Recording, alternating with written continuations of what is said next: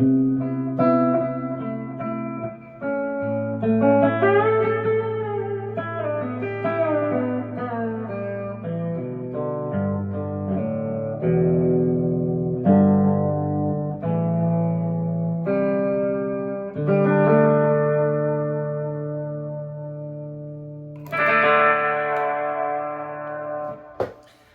it going, everybody? Happy Tuesday. Welcome to Jedd in the Shed. This is part 2 of You Sound to Nashville, which I don't want to harp on about this too much because it's really not that big a deal. And what's interesting to me about it, first of all, I'm curious why this video seems to have sparked a bit of a wildfire out there, especially in the comments section. It's interesting, everybody's take on that. I really appreciate you guys jumping in there and having an opinion. It's awesome.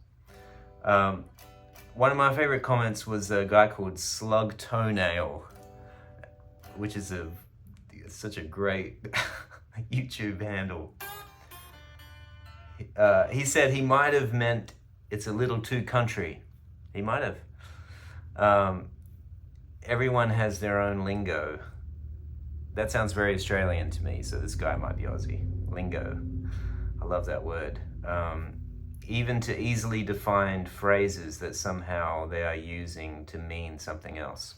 That's so true. And it's that thing where being an effective and I think personally a positive communicator in the studio is so key to getting the best out of everybody. And there's all kind. It's the classic thing, of Tom Petty saying, no one cares how records are made, they just care if they like them, which I do subscribe to a certain degree, but I also feel like you have to temper that with a certain amount of humanity and sort of camaraderie and positivity, and because at the end of the day it is a creative environment, and I feel like you want the best out of everyone. So anyway, that being said, I was thinking this morning, I wonder when like the first session guys, Nashville session guys, I wonder when what they were doing started to make its way into other genres and other circles in other musical cities, And I was thinking about Chet Atkins and Hank Garland and those early session guys, Grady Martin and Harold Bradley. I wrote a few names down. I wonder when what they were doing started to make its way into other sessions in other cities. I'm curious. You could sit around and Google something like that for a while and really try to pinpoint. That'd be hard to do, but I'd be curious when that stuff started creeping in. I remember a couple things that struck me when I was really getting into country guitar when I was a kid.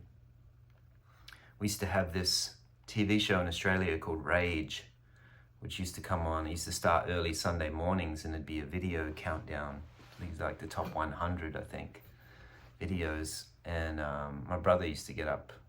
One of my brothers used to get up early to watch it and tape it. Tape his favorite videos, VHS tape. And I remember getting up one morning, and a lot of the music I didn't like. It took me years later. It took a long time for me to start to appreciate other stuff. You know, I was so focused on country music when I was a kid that was all I gave a shit about. But I remember this Metallica song coming on. I think it was called Unforgiven, and I remember watching the video clip and listening to it, and I was like, that guy is playing a B-bender. Like, there's just how it was so mind-blowing. I think this song was called Unforgiven. You have to look that one up. But I remember seeing a guy playing a blonde telly, I think, and he had a B-bender, and I was watching him, and he was doing the thing, and I was like, well, that just seems impossible, you know. The guy from Metallica is playing a Telecaster, and one with a B-bender, and playing these country licks, and, you know, I was like, this is really great and really confusing. For me, you know, as a 12-year-old or whatever it was, 10-year-old. And then the other one was the first time I heard the Cars, and I heard Elliot Easton playing the solo in My Best Friend's Girl, and I was just like, holy shit.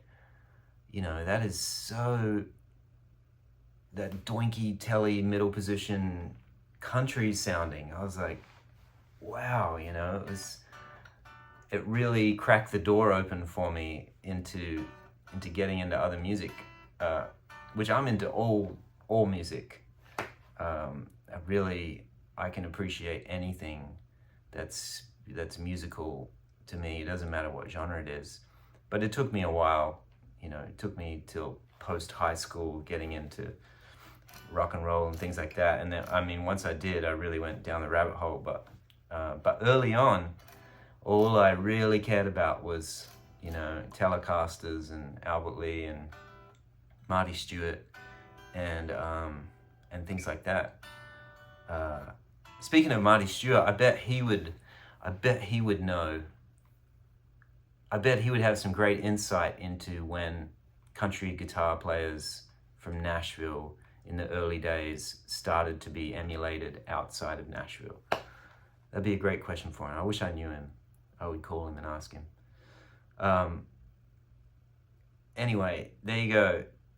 That's all I have to say about that. And I haven't responded to any comments yet, but I'll get in there today and hit you guys back. And I just want you to know that it was a very productive week, and the producer, was really happy with 99% of, you know, what I could bring to the table for him. It's all good. So that's that. Let's see. Another thing that's been on my mind this morning was last night my wife and I went to dinner with a couple, and he's very, you know, successful, well-known musician in Nashville, and his girlfriend, who's a friend of my wife's, is a killer Irish fiddle player. I mean, really great. And we sat around after dinner and we got some guitars out, and she got her fiddle out, and we, you know, played some music together, which I love, and I wish it happened more, because I just love sitting around playing guitar and playing songs with people and sharing that, you know.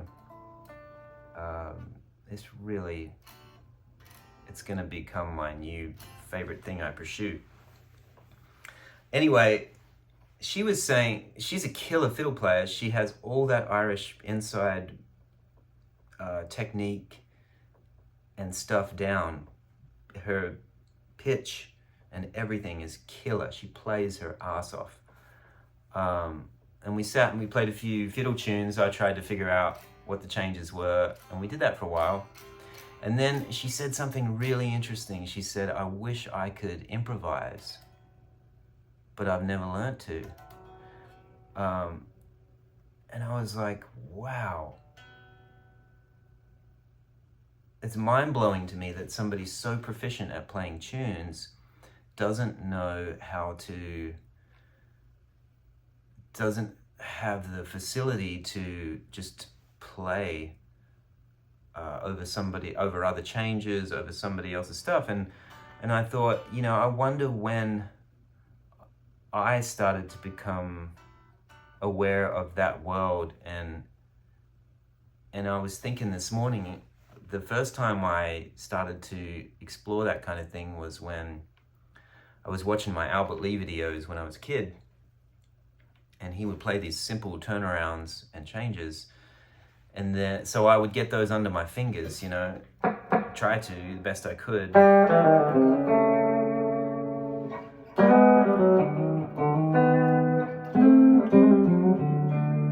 Or, you know,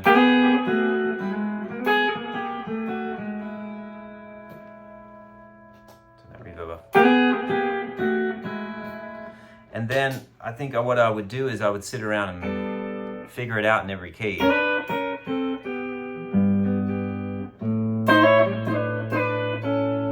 And then I would sit down and try to figure out all the variations of it. Just out of pure curiosity. You know, like, oh, what if I bend the note?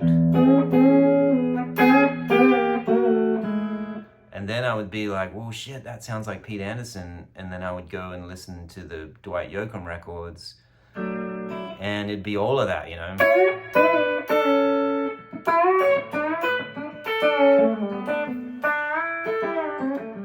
You know, I didn't have a B-bender or anything, but not for years.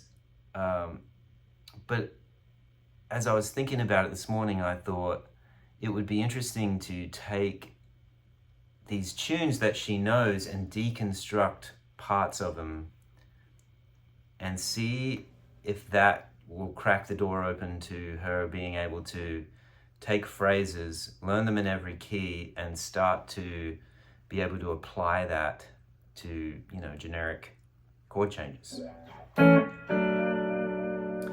I'm sure a lot of people maybe teach that way. You know, there's probably tons of that out there.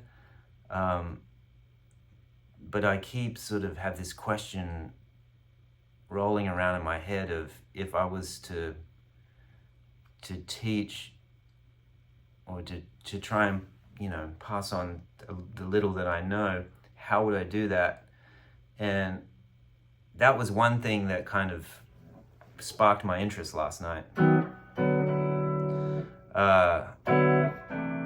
Anyway, I'm curious, do you guys do that? Do people do that? Like, do you learn somebody's solo or a piece of it, stop there, and then take that and apply it to every key?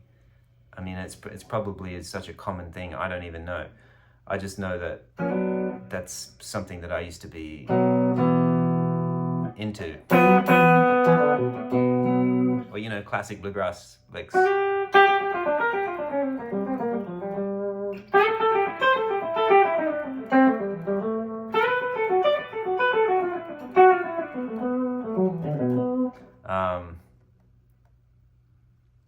Yeah, anyway, there you go. That's all I know today.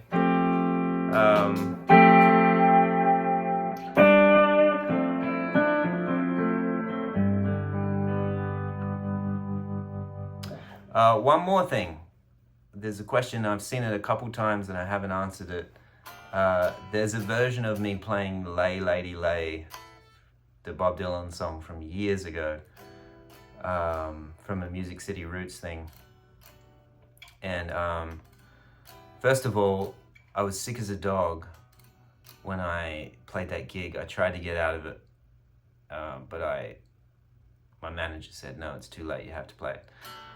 And so I was so sick, and I think I buggered up all the words, and people have been riffing on me for years about that. Sorry, I'm human, what can I say? But a lot of people have been asking about that weird guitar I was playing, and it's a Vandre. You know, I discovered Buddy Miller when I was about 15, and I was just absolutely obsessed with his record Poison Love. Check that out if you haven't already. Buddy Miller, Poison Love. It took me years to track down one of those guitars, but I finally found one. It's called a Vandre Soloist, and it's spelled W-A-N-D-R-E. It's pronounced Vandre. fascinating guy. He was a guitar builder from the 60s that built his own factory and built his own car and made his own clothes. He was like really interesting guy. There's books about him and all kinds of stuff. He lived on the border of Italy and Germany. I think it was called Caravaggio was the name of the town. Anyway, that guitar is called a Vandre. Has 3 pickups. It has an aluminium neck that goes all the way through the body back to the bridge, and the pickups are floating. They're these low output single coil pickups that sound amazing. And the whole thing is hollow, and it's made of a plywood, like a composite of ply and plastic. They're super light. They weigh absolutely nothing. They're like 3 pounds. And they're hollow, and they have these amazing tremolo systems. They're just really super cool. I've had a few of them over the years, but I haven't found one yet that I've kept and held on to. Anyway, that's that. Thanks for tuning in.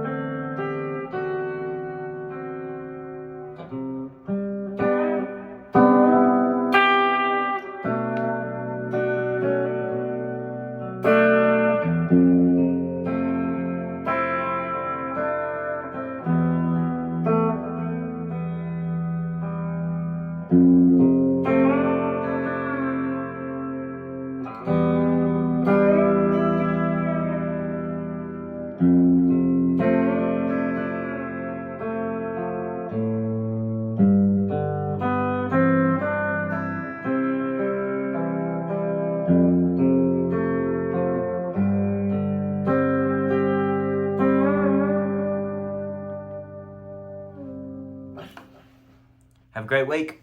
See you soon.